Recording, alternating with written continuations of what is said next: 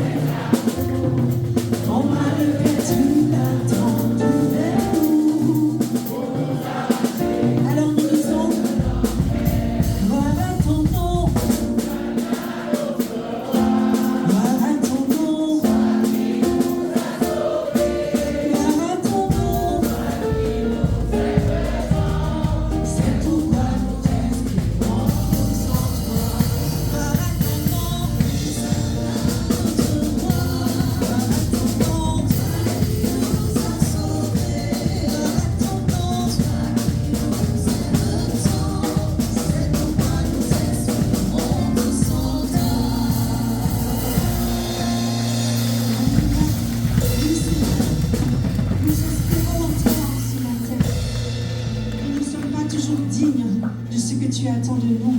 C'est pour cette raison que nous voulons, Seigneur, que tu purifies nos cœurs ce matin. Feu du fondeur, je n'ai qu'un désir, être saint, parce que tu as promis, Seigneur, de nous préparer une place, de revenir nous chercher. Et nous voulons être dans ces conditions, Seigneur, pour partir avec toi. Feu du fondeur,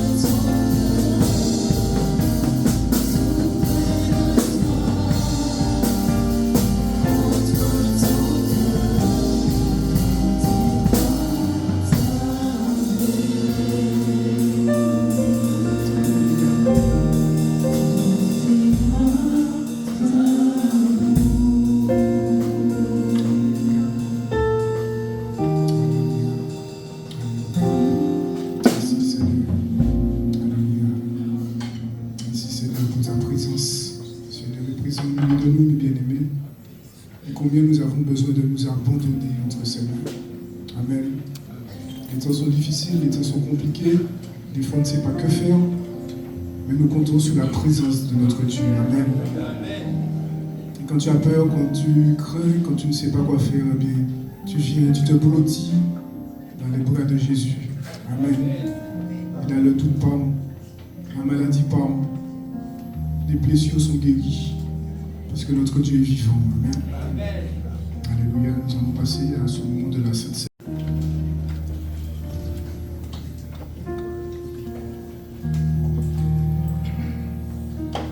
Alléluia. Je dis bonjour à chacune et à chacun de vous. Je dis bonjour à chacune et à chacun de vous. Gloire à Jésus. Notre Dieu est vivant. Aïe, aïe, aïe, aïe. Notre Dieu est vivant. Amen, amen, amen, amen. Gloire à Jésus. Est-ce que tu peux saluer la personne qui est à côté de toi? Tu peux le saluer. Demande-lui son prénom aussi. Voilà. Et puis une petite parole d'encouragement. Si tu vois qu'il a le visage fermé, donne-lui une parole d'encouragement. Surtout s'il a le visage fermé, une parole d'encouragement. Ah, moi j'ai besoin d'être encouragé, j'ai besoin d'être encouragé. C'est pas pour toi, mais j'ai besoin d'être encouragé. Voilà. Une parole d'encouragement. Merci, merci, merci beaucoup. Notre Dieu est vivant. Et vous savez, notre Dieu est présent dans ce lieu. Alors maintenant que tu l'as salué, tu peux lui dire que la prédication de ce matin, c'est pour moi. Dis-lui ça, dis-lui ça. La prédication de ce matin, c'est pour moi. Dis-lui, dis-lui, dis-lui. Avec conviction, dis-lui, la prédication de ce matin, c'est pour moi. Voilà. Ah Jésus. Merci Seigneur Jésus. Alors, donc on va commencer avec une petite activité. Alors, je vais vous montrer des images et vous allez me dire qu'est-ce que cela vous évoque. D'accord? Donc, je vous dis ça avant de vous donner le titre du message, parce que sinon, vous allez comprendre. D'accord? Alors, c'est Célia qui est avec moi et qui va projeter les images. Très bien. Alors, première image, ça vous évoque quoi? Covid. Alors, je n'entends pas une personne qui vraiment... Tu peux amener un micro si tu veux. Alors, c'est quoi? Qu'est-ce que ça vous évoque? Je vous écoute, je n'entends pas.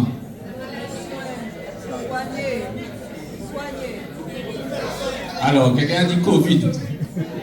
Qu'est-ce que ça vous évoque? Soigner. Qu'est-ce que ça vous évoque encore? Bon, je n'ai pas encore ce que je veux, mais c'est pas grave. Image suivante. Guérison, ok, d'accord. Image suivante. Ok, qu'est-ce que ça vous évoque? Alliance. Mariage. Alliance. Ok, très bien. Image suivante. Ah, mais j'ai l'image là, oui. Image suivante. Qu'est-ce que ça vous évoque? Marine. Marine. Alors j'ai entendu marin, engagement. Discipline. Cohésion, ok d'accord. Image suivante. Discipline.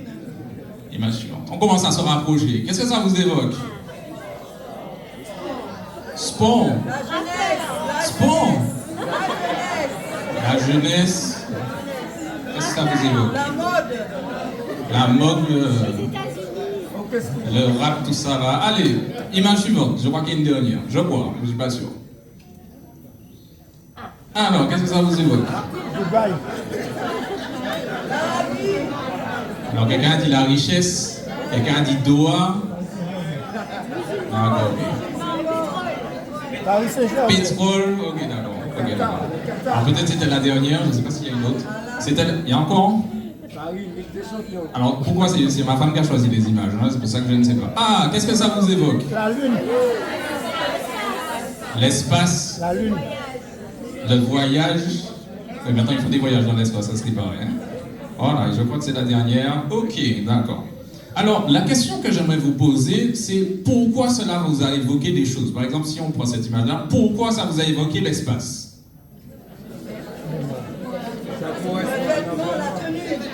Alors, j'ai entendu le vêtement ou encore la tenue. Et le titre du message en ce matin, c'est l'importance du vêtement. L'importance du vêtement. Et nous prenons un premier passage en Marc au chapitre 1. Marc au chapitre 1.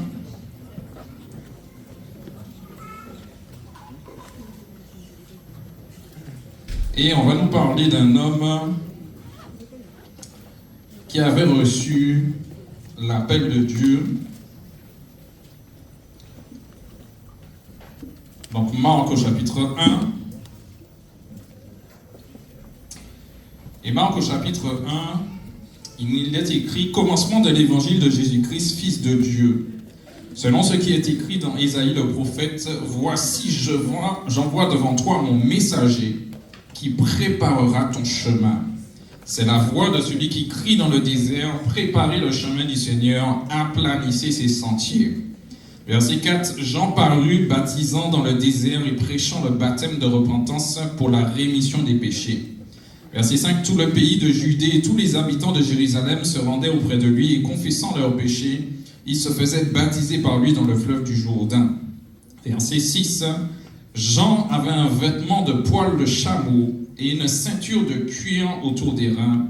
Il se nourrissait de sauterelles et de miel sauvage. Il prêchait disant, « Il vient après moi celui qui est plus puissant que moi, et je ne suis pas digne de délier en me baissant la courroie de ses souliers. Moi, je vous ai baptisé d'eau, lui, il vous baptisera du Saint-Esprit. » Et nous disons Amen. Seigneur, nous te disons merci pour ta parole. Ouvre notre intelligence spirituelle afin que nous puissions comprendre ce que tu as à nous dire, Père, au nom de Jésus. Amen. Donc ici, dans ce passage, il nous est parlé de Jean-Baptiste.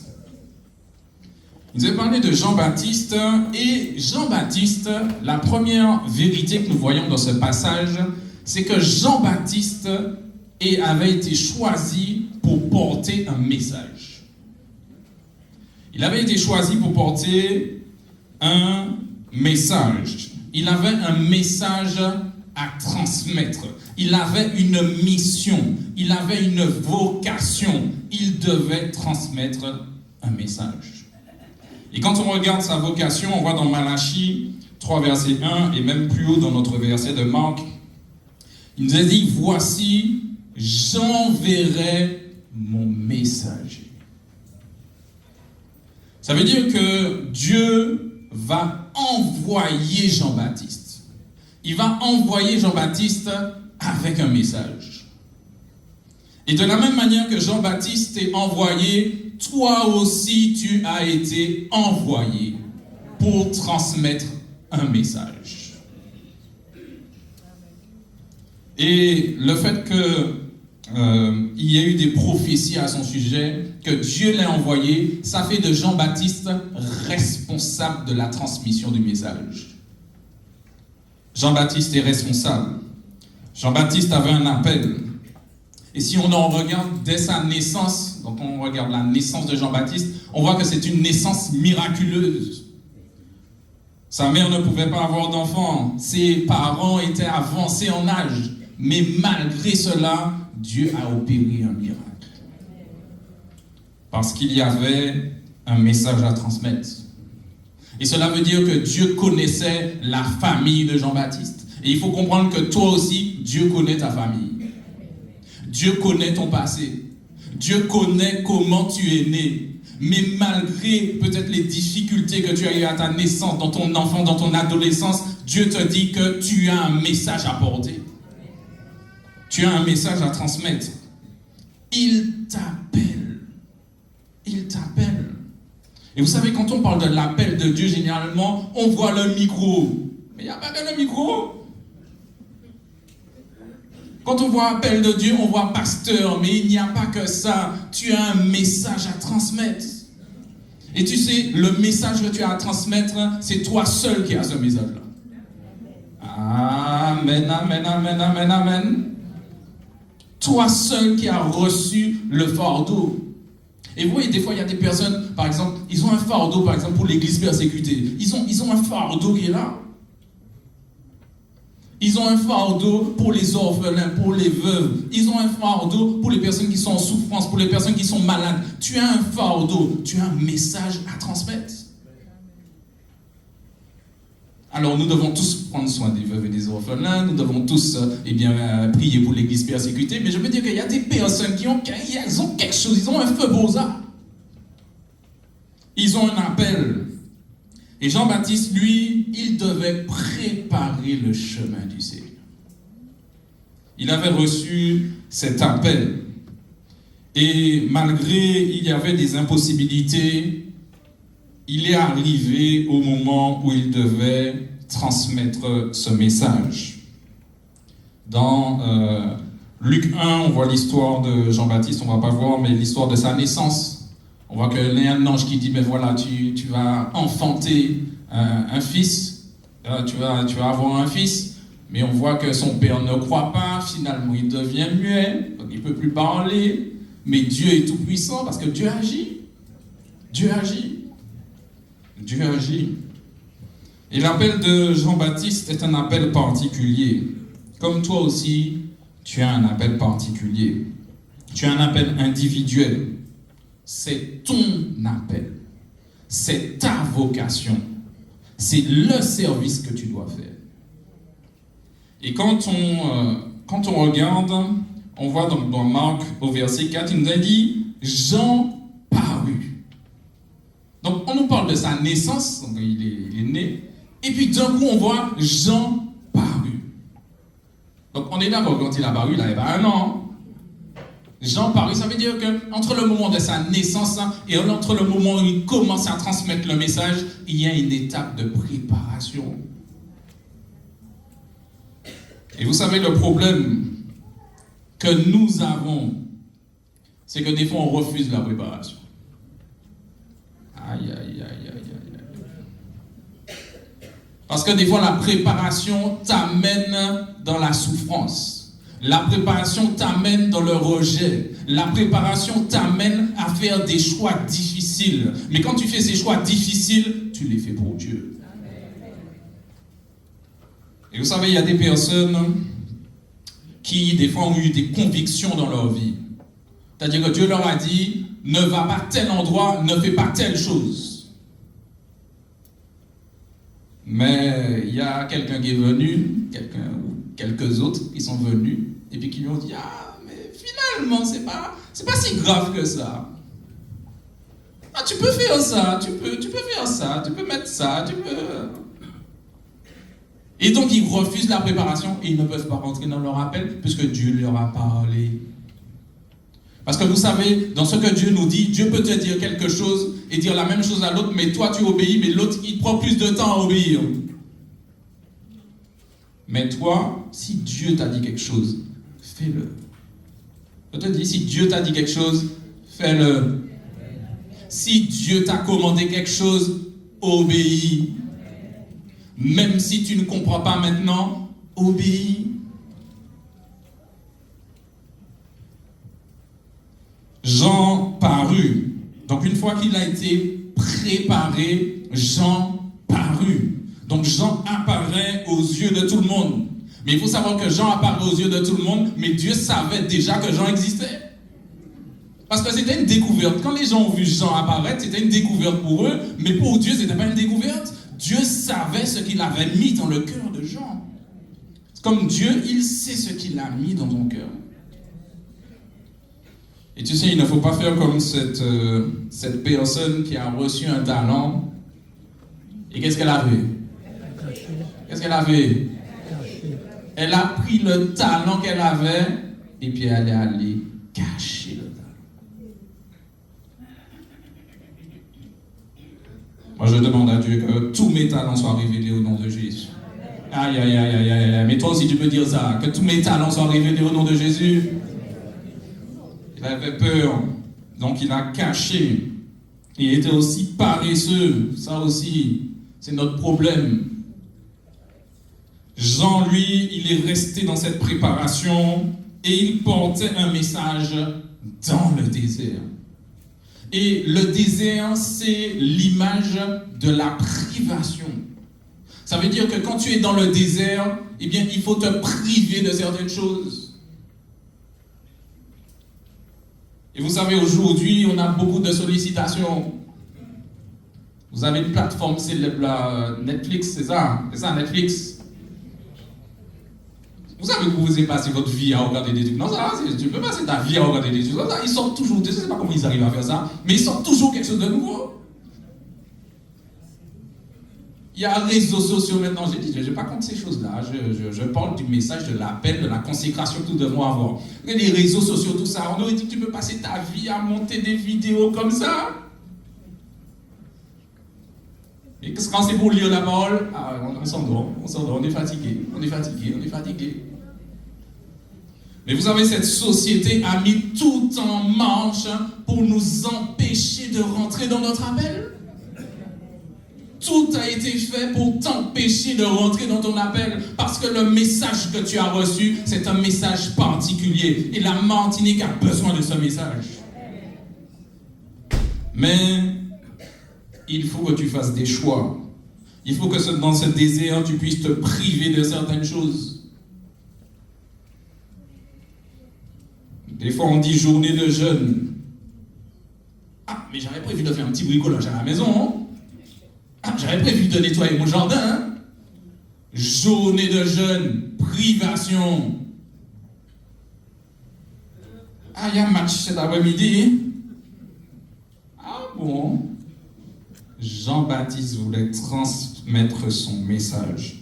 Et son message était le suivant, le message de la repentance. Et la repentance, c'est quoi? C'est reconnaître son péché. C'est confesser son péché et puis décider de l'abandonner. Il avait un message. Et vous imaginez quelques minutes que Jean-Baptiste avait refusé de transmettre son message. Oui.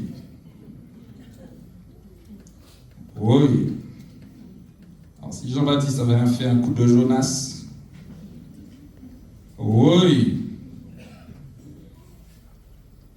La deuxième réalité, c'est que le vêtement de Jean-Baptiste accompagnait et appuyait son message.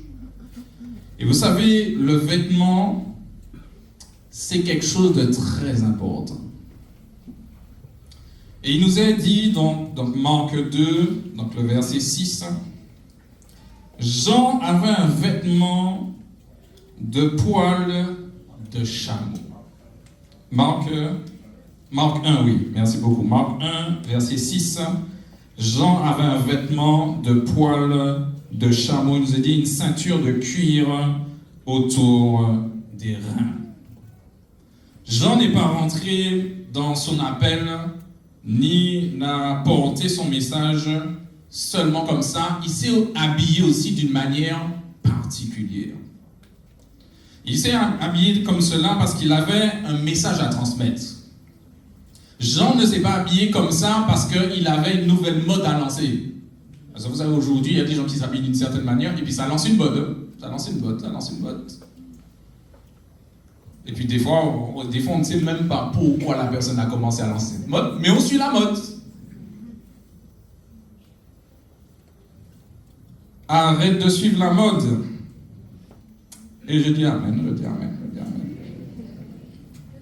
Vous savez, on sait comment Jean-Baptiste s'habillait.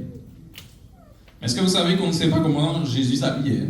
On ne sait pas, on peut imaginer avec ce qu'on nous dit, mais on ne sait pas de manière quotidienne comment il s'habillait. Mais Jean-Baptiste, on nous donne l'information parce que c'est pour montrer que le message de Jean-Baptiste allait avec son vêtement. Et pourquoi un vêtement de poil de chameau?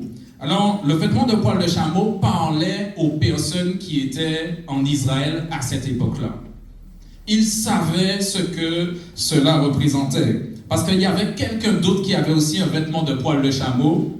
Et ça se trouve dans 2 Rois chapitre 1 au verset 8. Donc 2 Rois chapitre 1 verset 8, il nous a parlé de quelqu'un qui avait aussi un vêtement de poil de chameau. Donc quand ils ont vu Jean-Baptiste arriver avec le vêtement de poil de chameau, ils ont dit « Ah, ça c'est particulier ». Alors, il lui répondit, c'était un homme vêtu de poils et ayant une ceinture de cuir autour des reins. Et Acasia dit, c'est Élie. Donc on voit que Élie était reconnaissable à son vêtement. Amen, amen, amen. Ça veut dire que quand Élie arrivait, si on décrivait Élie, on te dit, il y a un vêtement de poils de chameau, Élie.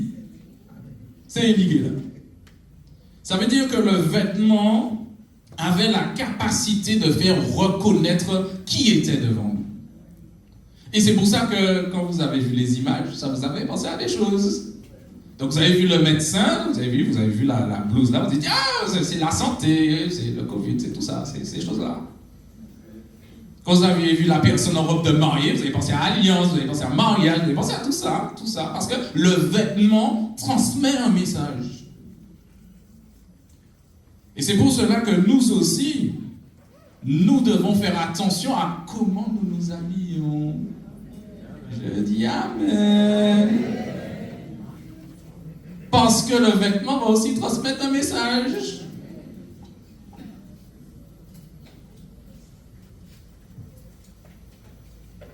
En Israël, ils attendaient le Messie. Ils n'attendaient qu'une chose, c'était le Messie. Ils attendent le Messie. Vous savez, même jusqu'à aujourd'hui, puisque comme ils ne reconnaissent pas Jésus comme le Messie, jusqu'à aujourd'hui, ils attendent le Messie. Ils attendent que quelqu'un vienne les sauver. Mais ce qu'ils savent, c'est qu'avant que le Messie arrive, quelqu'un doit venir préparer le chemin. Et ils savent cela, donc on l'a déjà vu dans Malachie 3, verset 1, donc ils savent qu'il va y avoir un messager, quelqu'un qui va venir avant. Et vous savez, Jésus va confirmer cela dans Matthieu chapitre 11, donc Matthieu chapitre 11, versets 7 à 12,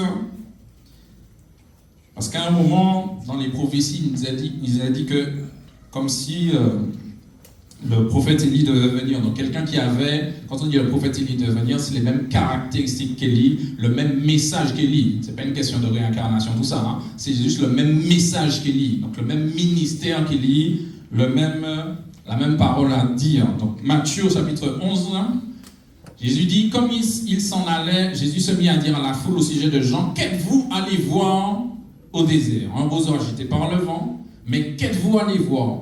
Un homme vêtu d'habits précieux. Donc vous voyez que Jésus, lui-même quand il parle de Jean, il dit, est-ce que c'est quelqu'un avec un vêtement en particulier que vous êtes allé voir?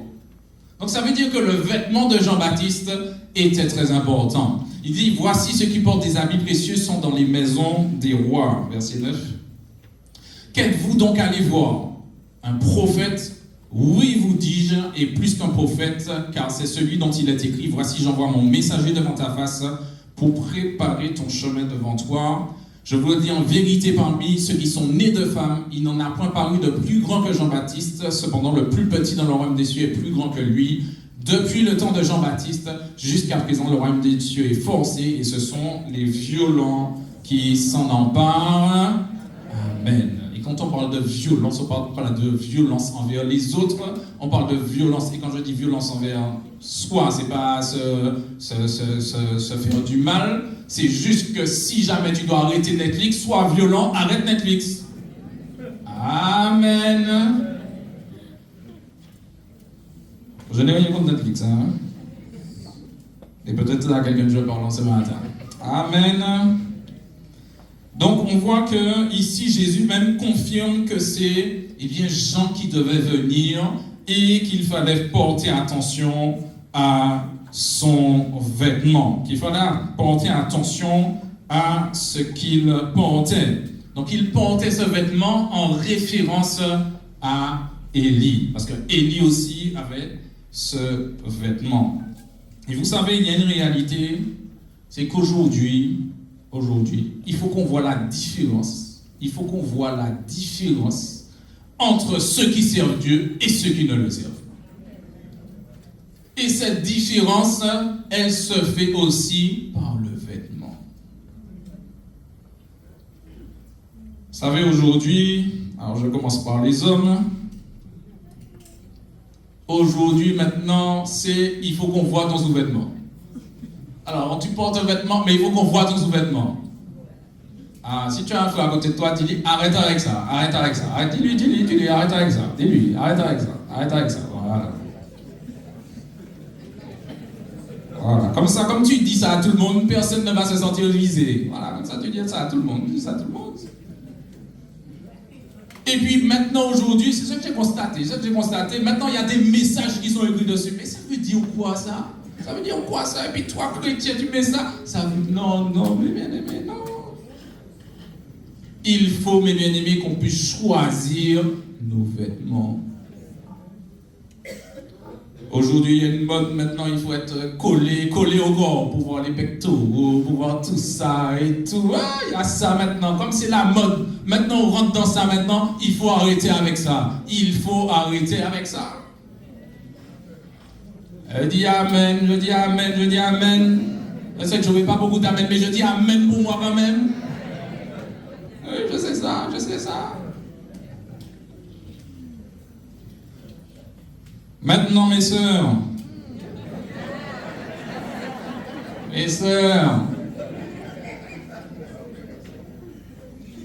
aujourd'hui c'est moulant. Maintenant c'est comme ça que ça fonctionne, c'est moulant. Mais il faut arrêter avec ça, Alors certaines vont me dire, mais c'est difficile de trouver, cherche, tu vas trouver. Et puis, si tu ne trouves pas, c'est peut-être parce que tu as l'appel pour créer une ligne de vêtements. Pourquoi il n'y a pas de ligne de vêtements chrétiens? Pour qu'on soit mieux. Pourquoi on n'a pas ça? Parce qu'il y a quelqu'un qui a reçu l'appel, qui a un message à transmettre, mais qui l'a caché. Mais que tu sois révélé maintenant au nom de Jésus. Et que tu puisses nous faire des vêtements qui montrent, qui sont décents. Ah, j'ai un exemple pour les... Parce qu'aujourd'hui, il y a aussi des jeans pour les frères. Et puis la braguette, il y a un truc sur la braguette. C'est quoi ça? Non, mais c'est quoi ça? Mais c'est quoi ça?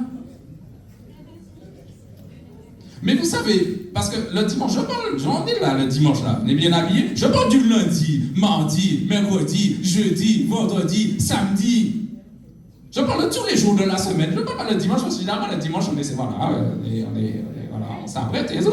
Je parle tous les jours de la semaine. Parce que le message que tu as à transmettre, c'est pas seulement ici, c'est partout dans le monde. Quand tu marches là, il faut qu'on voit le message.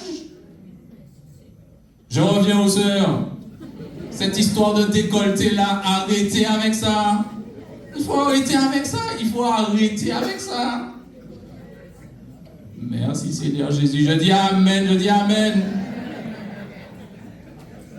Et pour les sœurs qui disent, parce que j'ai déjà entendu, tes yeux n'ont rien à faire là. Mes sœurs, aidez-moi, j'ai besoin de vous. Aidez-moi. Arrêtez avec ça.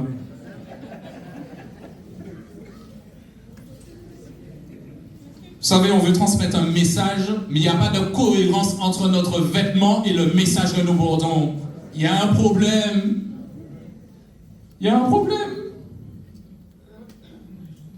Et puis aujourd'hui, je parle du vêtement, mais on peut extrapoler à plein d'autres choses. Aujourd'hui, maintenant, on voit qu'on peut mettre des piercings partout, et puis on dit, ok, il n'y a pas de souci, il n'y a pas de problème, allez, on dit, non, il faut arrêter avec ça. Amen. Je ne dis pas amen, je dis amen. Peut-être que vous ne voulez pas me parler après, mais je dis amen quand même.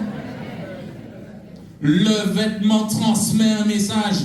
L'apparence transmet un message. Si tu veux transmettre un message conforme à la parole, arrange ton vêtement. Vous savez, il y a dans Esther, il y a un moment, elle devait rentrer dans la présence du roi. Et vous savez, si vous lisez le livre d'Esther, vous voyez que son action était capitale. Si jamais elle ne faisait pas ça, le peuple était exterminé. Mais Esther, qu'est-ce qu'elle a fait? Elle s'est revêtue d'habits royaux pour rentrer dans la présence. Et vous savez, dans ce même passage, vous lirez Esther 4, Esther 5, voyez que Mardoché aussi avait changé ses vêtements et lui, on lui interdisait de rentrer. Ça veut dire que le vêtement peut t'introduire dans des endroits et le vêtement peut aussi t'interdire de rentrer dans des endroits. C'est la puissance du vêtement. Vous imaginez si j'étais arrivé là avec un petit t-shirt délavé, avec un jean déchiré, qu'est-ce que vous auriez pensé?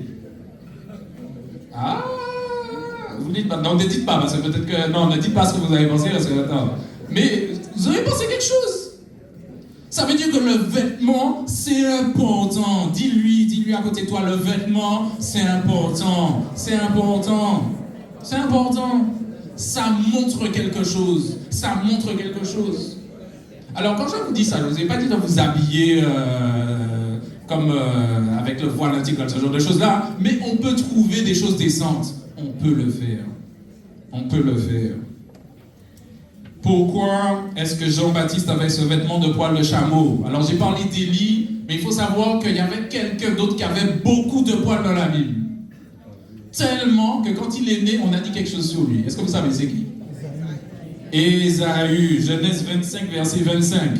Donc c'est pour vous montrer comment le vêtement peut avoir une origine lointaine que des fois on ne soupçonne pas. Genèse 25, verset 25, on parle de la naissance de Ésaü. Il nous a dit quoi? Donc c'était des jumeaux, il y avait Ésaü et puis Jacob. Donc il nous a dit le premier sorti entièrement roux. Il a dit quoi? Comme un manteau de poils. Donc c'est comme s'il avait tellement de poils que c'est comme s'il avait un vêtement sur lui et c'est comme ça comme un manteau. Ça c'est exceptionnel. Ça c'est exceptionnel. C'est un manteau de poils et on lui donna le nom d'Ésaü.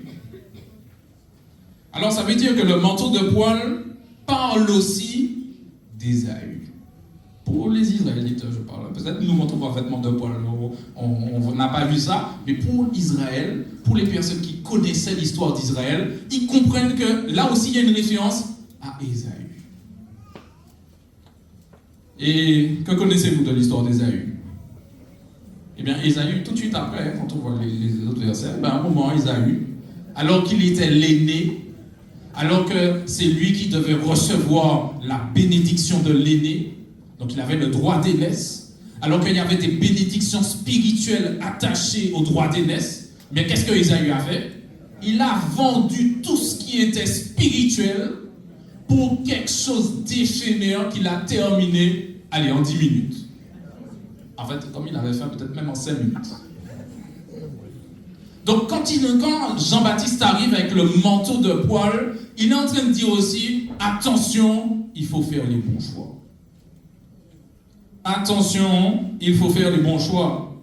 Parce que Ésaü, là, il n'a pas fait le bon choix. Ésaü, qu'est-ce qu'il a vu? Il a vu qu'il avait besoin de manger, il avait faim, et puis il a terminé avec ça. Et on revient, mes bien-aimés, à cette histoire de désert et de privation. Vous savez, des fois, on est abreuvé de tellement de choses. Vous savez, aujourd'hui, et je constate ça moi-même, tu regardes le journal, il y a toujours quelque chose à dire. Il y a toujours quelque chose à dire.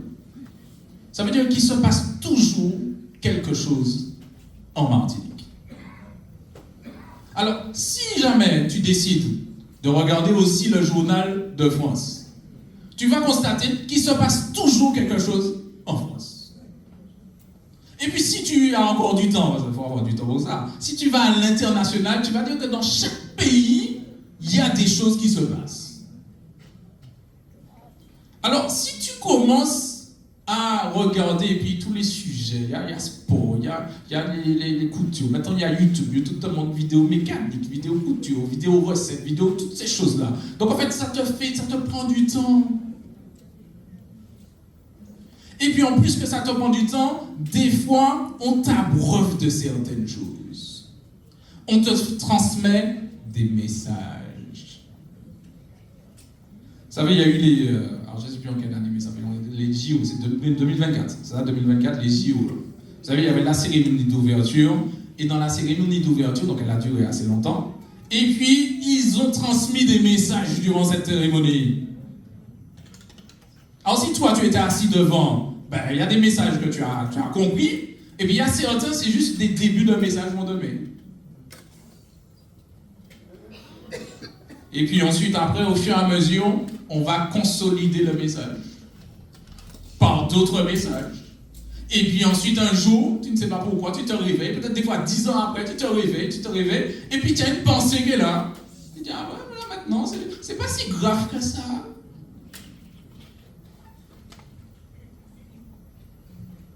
N'oublie pas l'objectif. L'objectif, c'est de t'éloigner de ton message. L'objectif, c'est que tu ne transmettes pas ce que tu as reçu de Dieu. L'objectif, c'est que tu puisses passer à côté. Vous savez, des fois, on pense qu'on a le temps. Des fois, les jeunes pensent ça. Ils ont le temps. Donc, ils se disent, ah ouais, bah, c'est pas avant 25 ans, je vais donner ma vie à Dieu, je vais servir Dieu. Ils pensent qu'ils ont le temps. Ben, laisse-moi te dire que personne n'a le temps. Personne n'a le temps.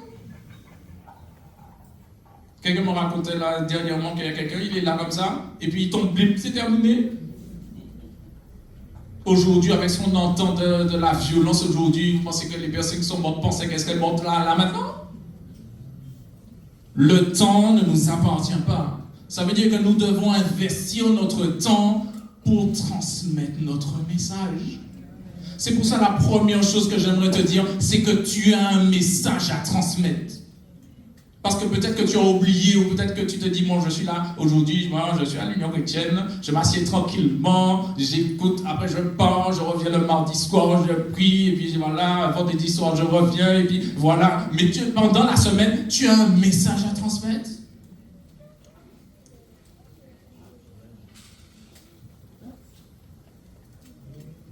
Vous savez, à la base, quand Adam et Ève étaient là, il n'y avait pas de vêtements. Il n'y avait pas de vêtements. C'est quand ils ont péché qu'ils ont commencé à se recouvrir de vêtements. Mais vous savez, quand Dieu est venu et a commencé à leur parler, Dieu a vu que même dans leurs premiers vêtements, ça va été bon, il fallait faire quelque chose. Donc qu'est-ce que Dieu a fait? Eh bien Dieu, il les a revêtus de vêtements physiques.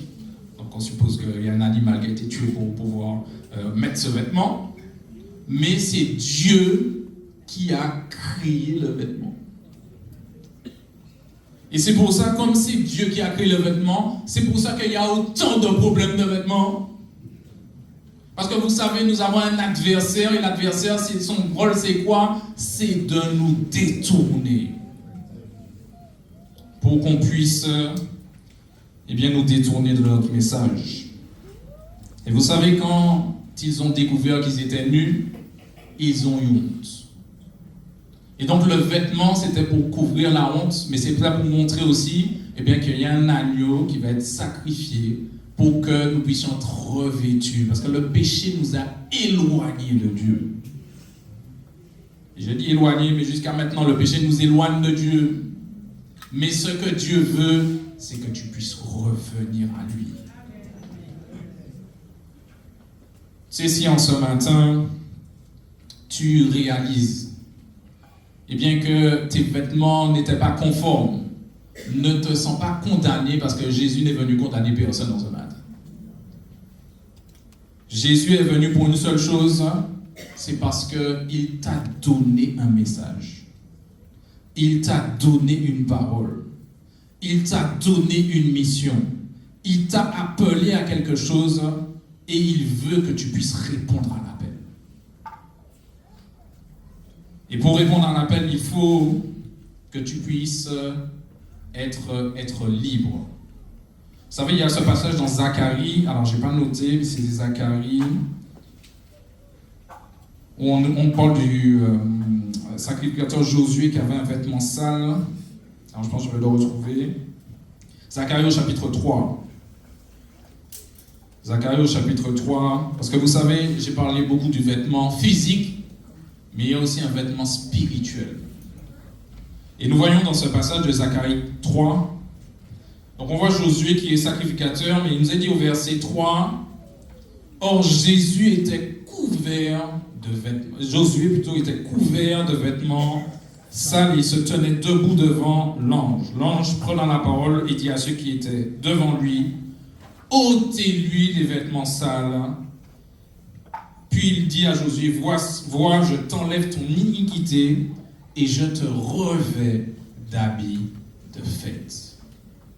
Vous savez, tous ces vêtements sales, c'est le péché qui va salir notre vêtement.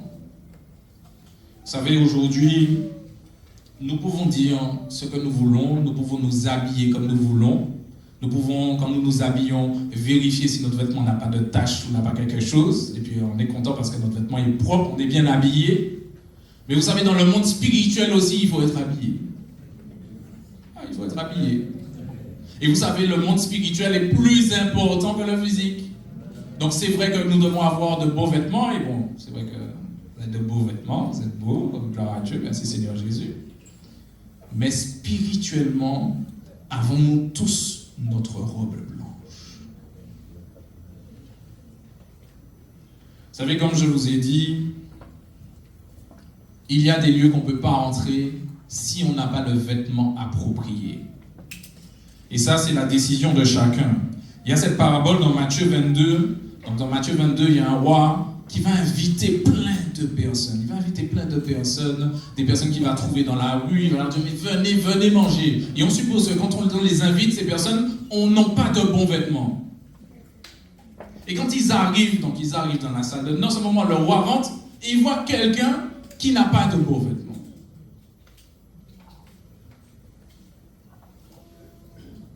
Il dit alors, donc vers Matthieu 22,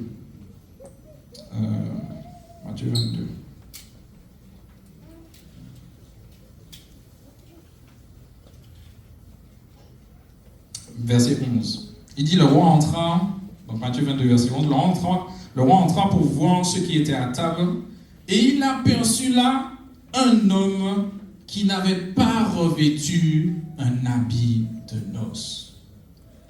Il y a une réalité aussi par rapport à Josué et son vêtement sale, c'est qu'aussi des fois les erreurs du passé, vous savez, l'adversaire est là pour nous rappeler les erreurs du passé. Mais laisse-moi te dire quelque chose, Dieu te pardonne les erreurs du passé. Aïe. Ah, vous n'avez pas fait d'erreurs dans le passé? Ah, ok, maintenant à Jésus. Dieu pardonne les erreurs du passé. Si tu te repens, on vient au message de la repentance. Si tu te repens sincèrement et tu décides de changer de voie, Dieu te pardonne. Dieu te pardonne. Il nous a dit dans Zacharie qui donne un habit de fête. Donc ici on voit qu'il rentre dans la salle et il voit un invité qui n'a pas d'habit, il n'a pas de bons vêtements. Et on en revient à notre responsabilité, eh bien, de revêtir Jésus-Christ comme vêtement. D'aller laver notre robe blanche. Il ne faut pas attendre le dimanche matin pour laver notre robe blanche. On peut demander pardon à Dieu pour tout ce que nous avons fait durant la semaine. Parce que vous savez, il y a des personnes, c'est quand ils sont devant la Sainte Seine qui demandent pardon. Mais ce n'est pas devant la Sainte Seine qu'il faut demander pardon. C'est tous les jours de ta vie qu'il faut demander pardon. Parce que tu vis une vie de sainteté avec Dieu. Et vous savez, l'accusateur, il faut savoir quelque chose. Hein. L'accusateur, il arrive, il te dit ton vêtement est sale. Alors déjà, c'est lui qui t'a poussé à salir ton vêtement. Mais après, il te dit que le vêtement est sale. Mais même quand le vêtement est nettoyé, il te dit, en fait, tu sais que tu avais sali le vêtement avant.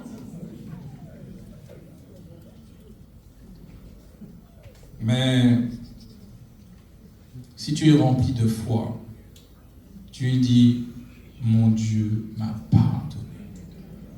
Ma robe est blanche. Et vous savez, des fois, c'est aussi une raison pour laquelle on ne transmet pas le message. Ou c'est une raison pour laquelle on garde nos talents enfouis, parce que des fois, nous avons fait des choses dans le passé, et puis on se dit, ben voilà, c'est terminé pour nous, c'est fini. Mais en ce matin, je suis venu te dire que ce n'est pas terminé.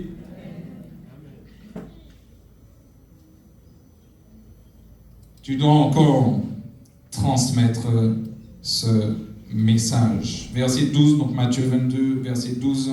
On continue, il lui dit, mon ami, comment es-tu entré ici sans avoir un habit de noces? Il nous a dit que cet homme eut la bouche fermée.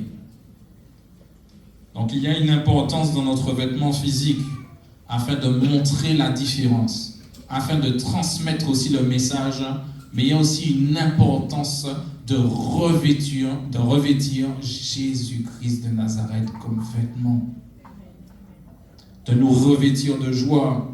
Vous savez, des fois on vient ici, mais des fois on a un manteau de peine, on a un manteau chargé, on a un manteau, on a l'impression, des fois le groupe de louange regarde et se dit, maman, il y a une montagne à arranger là.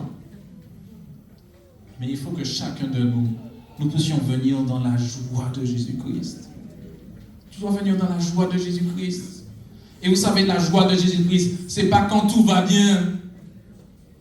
C'est quand tu mets ta foi en Dieu, même si tout va mal. Et là, tu es dans la joie. Parce que tu sais que Dieu va agir. Parce que tu sais que Dieu va parler pour toi. Je résume un petit peu la pensée. Ce qu'il faut retenir, c'est que tu as un vêtement qui est important. Tu dois faire attention à comment tu t'habilles. Et tu as un message à transmettre. Et j'aimerais te dire, au nom de tout le peuple de Dieu, nous avons besoin du message que tu as à transmettre. Que Dieu t'encourage et te bénisse. Seigneur Jésus, en ce matin, par mes mots, j'ai essayé de transmettre ta pensée, Père. Mais Seigneur, je sais que j'ai certainement eu des imperfections, Père. Mais je sais que ton Saint-Esprit est parfait. Je sais que ton Saint-Esprit convainc. Je sais que ton Saint-Esprit connaît. Alors que ton Saint-Esprit puisse nous révéler là où nous devons changer, Père. Nous désirons et nous savons que tu nous as donné un message à transmettre. Tu nous as appelés, Père, chacun de nous individuellement, afin que nous puissions participer à l'avancée de ton royaume. Déjà, nous te demandons pardon, parce que des fois, nous n'avons pas répondu à l'appel. Nous te demandons pardon, parce que nous avons refusé la préparation. Nous te demandons pardon, parce que des fois, nous avons fait comme Jonas. Alors que tu nous as appelé à un endroit, nous sommes allés à l'opposé. Père, nous voulons te demander pardon. Nous voulons sincèrement te demander pardon. Seigneur, je crois que tu veux faire avec chacun de nous des exploits. Père, nous n'avons pas encore vu cela, mais Seigneur mon Dieu, nous le verrons par la foi, Père. Nous croyons que chacun de nous, nous avons reçu un appel particulier, un message particulier, un don particulier, un talent particulier, afin de faire avancer ton royaume, Père.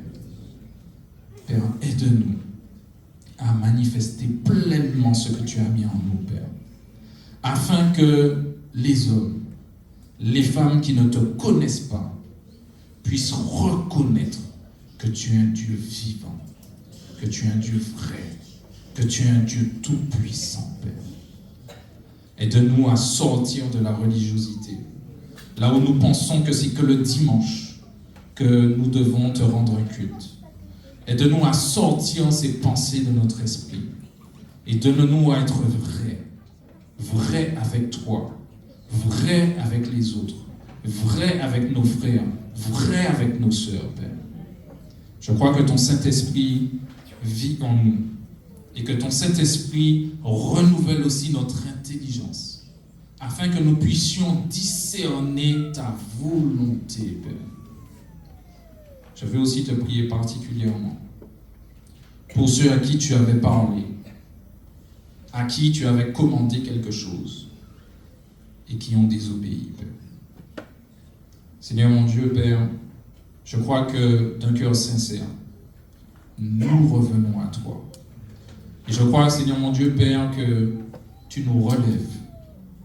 Tu nous donnes, Seigneur mon Dieu, Père, à manifester pleinement ce que tu as mis en nous. Père, je crois que tu le fais. Et je te dis merci. Au nom de Jésus. Amen. Amen. Amen. Amen. Amen. Que Dieu vous bénisse et qu'il vous encourage. Je laisse la place à mon frère Frédéric. Merci.